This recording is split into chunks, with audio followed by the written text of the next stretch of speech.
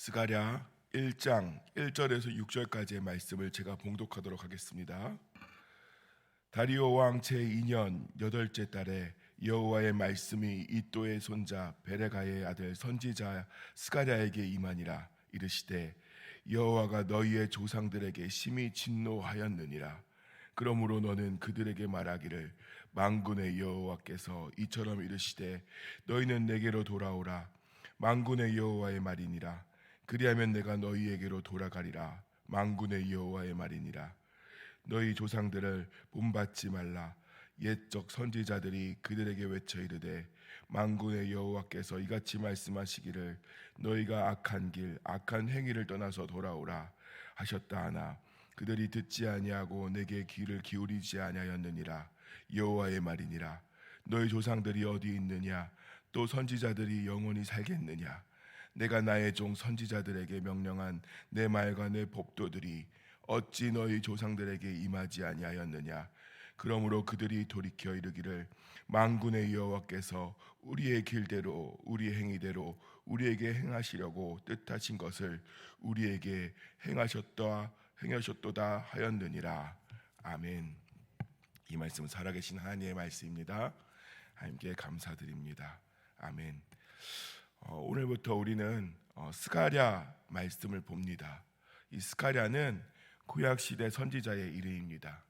그는 1절의 말씀에 나와 있는 대로 메대의 왕 다리오 때부터의 인물로서 이후 바벨론이 망하고 바사시대 때 포로 귀환 후에 활동하였던 선지자입니다. 이 다리오 왕은 우리가 잘 아는 다니엘이 사자굴로 던져졌을 때에 그때의 왕이고 그때 이미 다니엘을 통해서 하나님을 알게 된 그 왕입니다. 역사를 살짝 다루자면 바벨론의 원래 왕이었던 벨사살이 죽임을 당하고 메대 왕이었던 이 다리오가 바벨론의 왕으로 세워집니다. 그러나 사실 이때부터 이미 바벨론은 망해가고 있었습니다. 바사 즉 페르시아가 세워지고 있었던 것이죠. 왜냐하면 다리오 왕의 조카인 그리고 사위인 고레스가 페르시아의 첫 번째 왕으로 세워지기 때문입니다. 다리오 왕은 고레스가 나라를 다시 세우고 그 나라의 왕이 되기 위해서 바벨론의 명목적으로 세워진 그 잠시 세워졌던 왕일 뿐인 그런 힘이 없던 사람이었습니다. 이 시대에 있었던 대표적인 성경 인물이 다니엘 그리고 학개, 스가랴 그렇게 인물들이 있는데 스가랴의 말씀을 오늘부터 우리가 보게 된 것입니다. 스가랴 선지자는 포로기 이후부터 활동하여서 바벨론에서 포로 귀환하여 돌아온 유다 백성에게 하나님의 뜻을 전하는 사람이었습니다.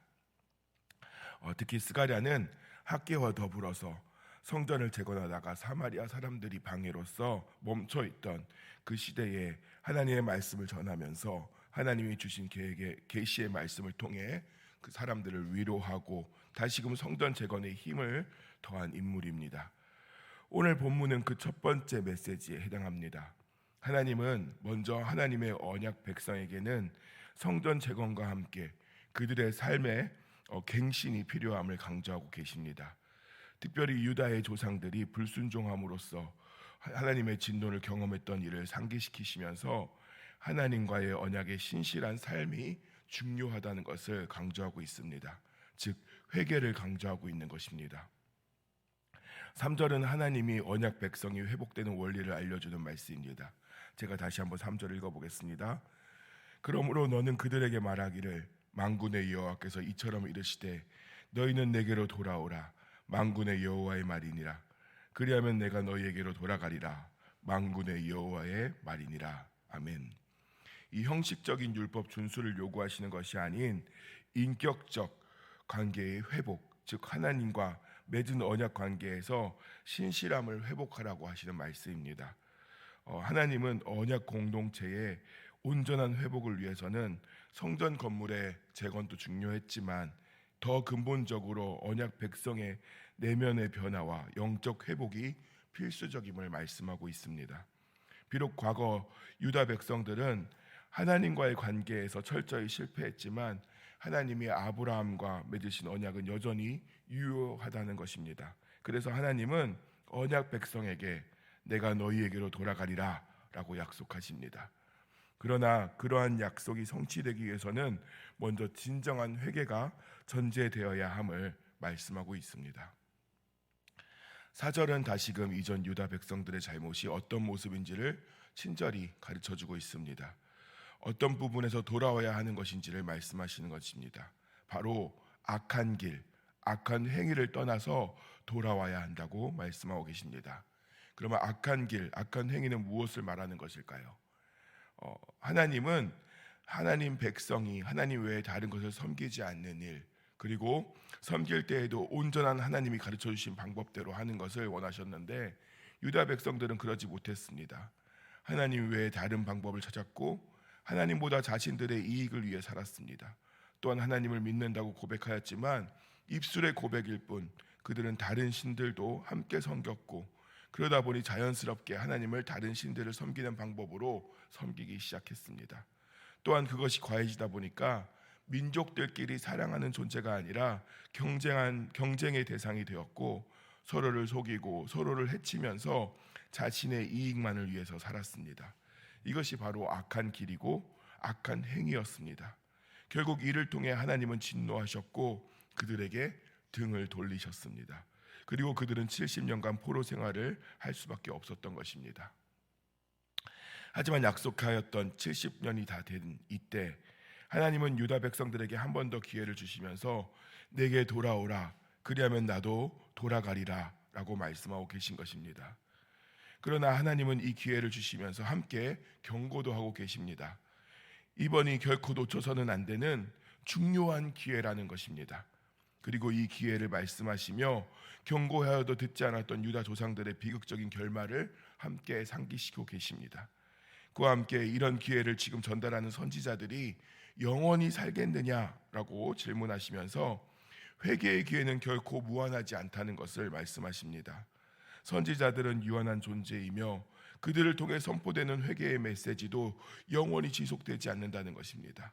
지금은 용서의 말씀, 위로의 말씀을 주시면서 돌아오라고 전달하고 있지만 이마저 듣지 않는다면 결국 이 위로와 용서의 메시지가 경고의 메시지로 바뀔 수 있다고, 그러므로 유다 조상들이 용서받지 못하고 징계받았던 것처럼 너희도 징계를 받을 수 있다는 강력한 경고의 메시지도 함께 주고 계신 것입니다.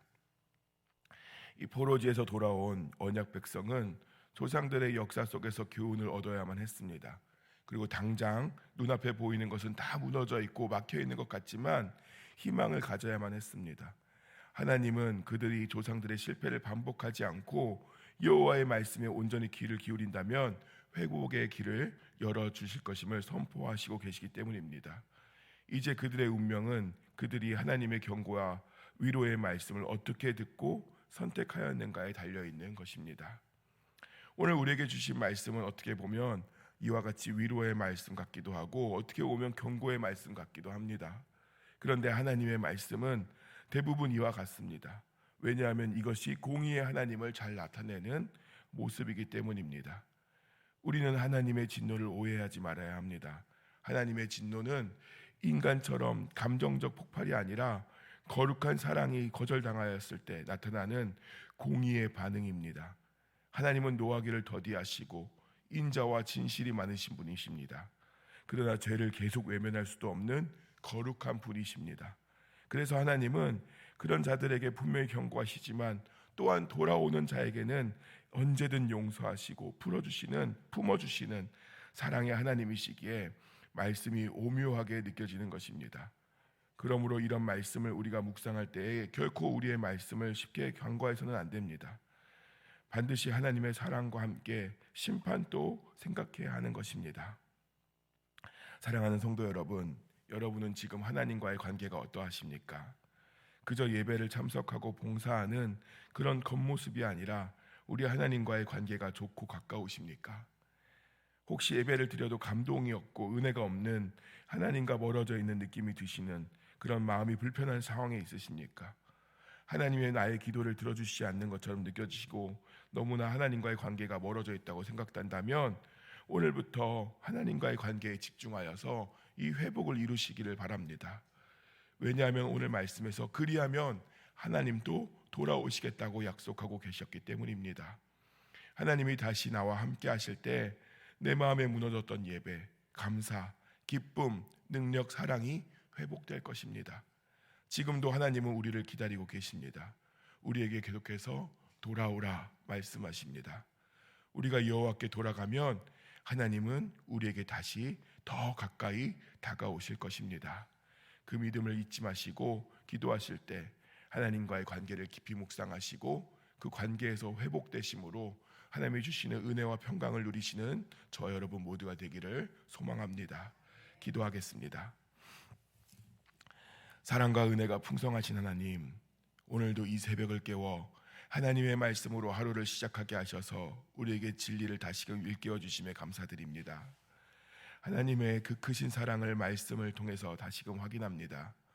그리고 그저 사랑받지 못한다고 느꼈던 우리의 모습은 사실 내가 사랑해 주신 하나님과 너무 멀리 떨어져 있었기 때문임을 깨닫습니다.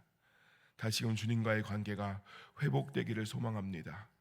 우리의 삶이 하나님께 집중되어서 하나님의 길, 하나님의 마음에 합한 자로 살아가길 원하오니 붙들어 주시고 회복시켜 주시고 함께하여 주시옵소서. 교회와 목회자와 직분자들을 위해서 기도합니다. 성령 충만함으로 주의 일을 감당하게 하시고 모든 일을 하나님의 생각과 시선으로 바라보게 하셔서 하나님께 쓰임받음의 기쁨과 감사가 있게 하시고 주의 계획을 바라볼 수 있는 믿음과 소망으로 살아가게 하여 주시옵소서. 관우와 성도들의 삶을 위해서 기도합니다. 모든 삶에서 주의 개입하심을 체험케 하시고 인도하심에 순종하는 믿음의 삶을 살아가게 하여 주시옵소서. 혹여나 상하고 찢긴 마음을 위로하여 주시고 질병과 노고와 아픔으로 신음하는 성도들에게 성령 하나님 찾아가 주셔서 통증이 사라지게 하시고 깨끗하게 낫게 하시며 치료의 광선을 바라사 회복되게 하여 주시옵소서. 각 성도의 삶을 누구보다 잘 아시는 주님, 성도들의 간절한 간구를 기억하여 주셔서 보호하여 주시고 어려움과 힘듦이 있는 자녀들에게 주의 은혜로 영육의 편안함을 허락하여 주시옵소서. 주님의 구체적인 하나님의 인도하심과 응답의 역사가 이 새벽에 있기를 간절히 소망하오며 우리의 찬양과 감사와 영광을 받으실 오직 한 분 예수 그리스도 이름으로 기도하옵나이다. 아멘.